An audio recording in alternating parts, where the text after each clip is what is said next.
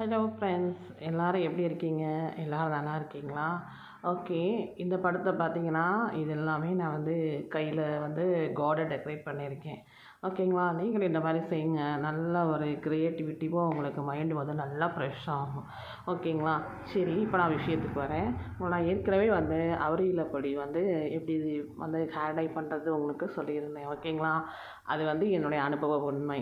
ஓகேவா? என்னுடைய புதிய கண்டுபிடிப்புள்ள என்னுடைய அனுபவ உண்மை. ஓகேங்களா? அதில் என்ன செஞ்சுருக்கேன் அப்படின்னா, அந்த அவரை இலப்பொடியை நல்லா நமக்கு தேவையான அளவுக்கு ஒரு பவுலில் எடுத்துக்கோங்க. கொஞ்சம் தண்ணியை நல்லா கொதிக்க விட்டுக்கோங்க. அதாவது அந்த ஒரு கிளாஸ் தண்ணி, ரொம்ப அதிகமாக வேண்டாம். அதில் 2 டீஸ்பூன் டீத்தூள் சேர்த்துக்கோங்க. அதில் ஒரு 10 கிராம் அளவுக்கு கிராம்பு சேர்த்துக்கோங்க. அதோட கருஞ்சீரகம் இருந்துச்சுன்னா அதையும் கொஞ்சம் சேர்த்துக்கோங்க. நல்லா கொதிக்க விடுங்க. கொதித்து அதை ஃபில்ட்ரு பண்ணிக்கோங்க. ஃபில்ட்ரு பண்ணிவிட்டு அந்த தண்ணியை தேவையான அளவுக்கு அவரையில் அப்படி வச்சுருக்கீங்க இல்லையா, அதில் கலந்து விட்டுக்கோங்க. நல்லா கலந்து மிக்ஸ் பண்ணிக்கோங்க. மிக்ஸ் பண்ணிட்டு சூடு ஆறின உடனேயே அதை வெயிட் பண்ணாமல் உடனே தலையில் அப்ளை பண்ணுங்கள். நான் ஏற்கனவே உங்களுக்கு 10 நிமிஷம் 20 நிமிஷம் சொல்லியிருந்தேன். ஆனால் கொஞ்சம் சூடு ஆறின உடனே தலைக்கு தேய்ச்சா இன்னும் ஒரு 10 நிமிஷம் நல்லா கலர் பிளாக் கலராக மாறிடுச்சுங்க. இது என்னுடைய அனுபவ உண்மை. டிப்ஸ் நம்பர் 2 என்ன அப்படின்னா, எனக்கு ரொம்ப அதிகமாக பல்வலி இருந்தது. அது பார்த்திங்கன்னா டாக்டர்கிட்ட போனால் உடனே பல்லை பிடுங்கணும் அப்படின்னு சொல்லிட்டாங்க.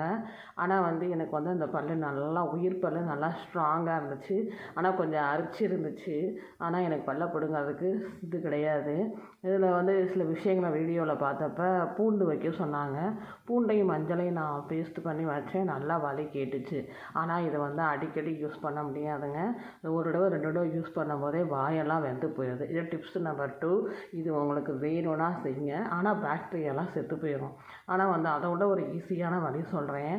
வெங்காயம் இருக்குது பார்த்திங்களா, சின்ன வெங்காயம், ஒரு 4-5 வெங்காயத்தை நல்லா நச்சு எடுத்துக்கோங்க.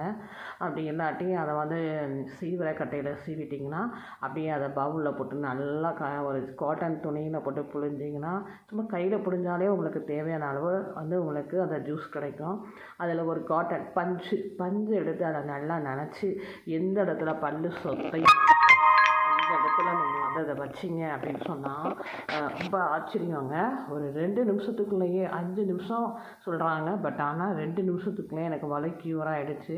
இதை நான் ஒரு நாளைக்கு பல்லு வலிக்கு வர வழியில் பயந்துக்கிட்டு ஒரு நாளைக்கு 4-5 வாட்டி அதை மாதிரி செஞ்சேங்க.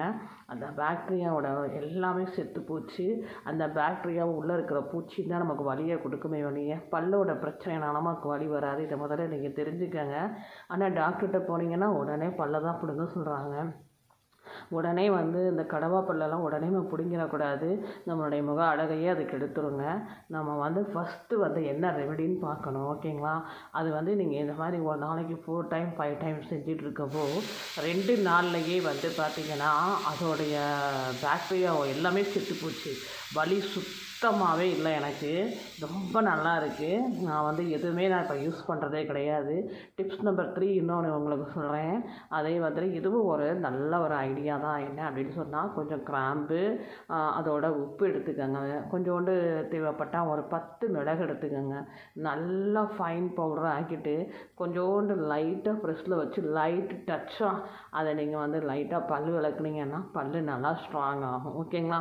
இந்த மாதிரி விஷயத்தை நானாக கண்டுபிடிக்கல, திரும்ப திரும்ப சொல்கிறேன்.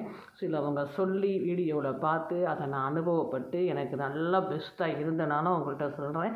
இப்போ எனக்கு பல்லு வலியே இல்லைங்க. Okay, thank you so much. கர்த்தர் உங்களை ஆசீர்வதிப்பதாக. ஆமென்.